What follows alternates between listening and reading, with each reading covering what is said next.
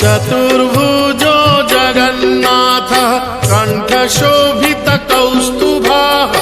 पद्मनाभो देवगर्भश्चन्द्रसूर्यविलोकनः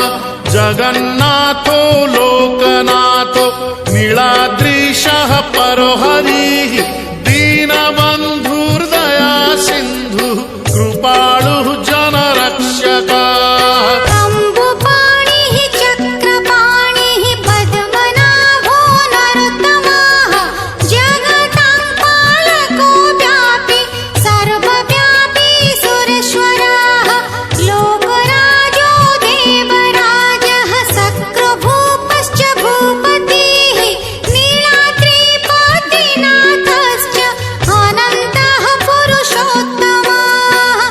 क्षोभ्यायः कल्पतरुः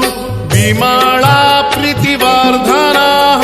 बलभद्रो वासुदेवो माधवो मधुसूदनः दैत्यरिः पुण्डरीकाक्षो वनमाली बलप्रियः ब्रह्मा विष्णु वृष्णिवंशो मुरारिः कृष्णकेशवः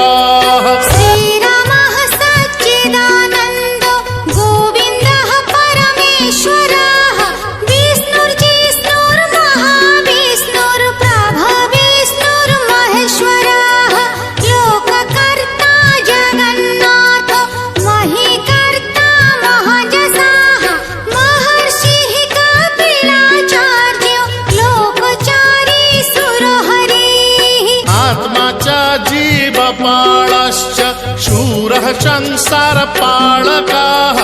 एकोनेको मम प्रियो ब्रह्मवादी महेश्वरः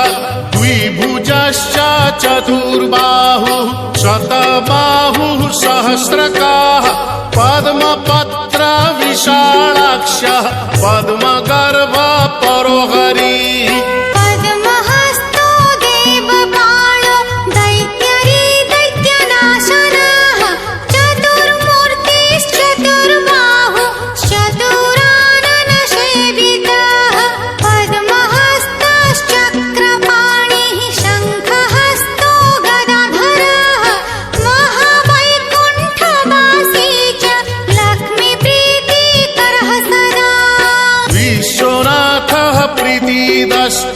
सर्वदेवा प्रियंकरः विश्वव्यापी दारुरूपश्चन्द्र सूर्य विलोचनः गुप्तगन्धोपलब्धिश्च तुलसी प्रीतिवर्धनः जगदीशः श्रीनिवासः श्रीपतिः श्रीगदाग्रजः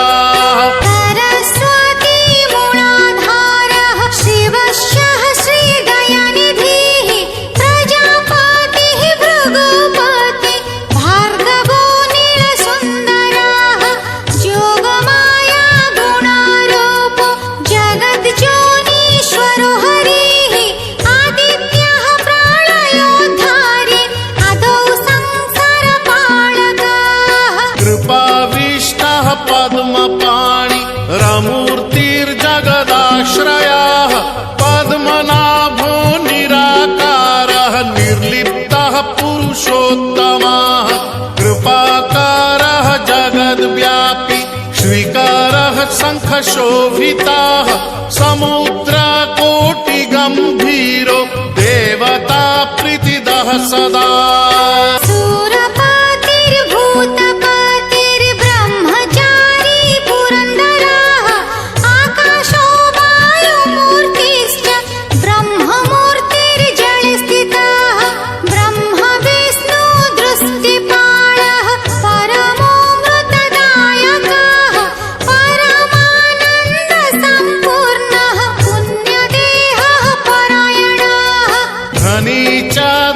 धनदाता च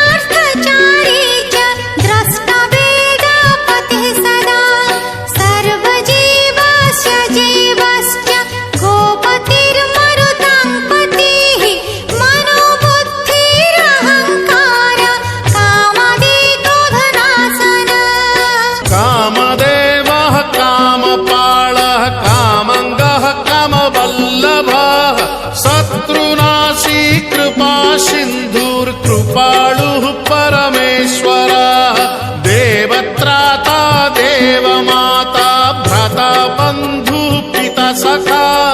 बालवृद्धस्तनूरूपो विश्वकर्मा बडो बळः अनेकमूर्तिः सततं सत्यवादी सतङ्गतिः लोकब्रह्म बृहद्ब्रह्म स्थूलब्रह्म सुरेश्वरः जगद्व्यापी सदाचारी सर्वभूतश्च भूपतिः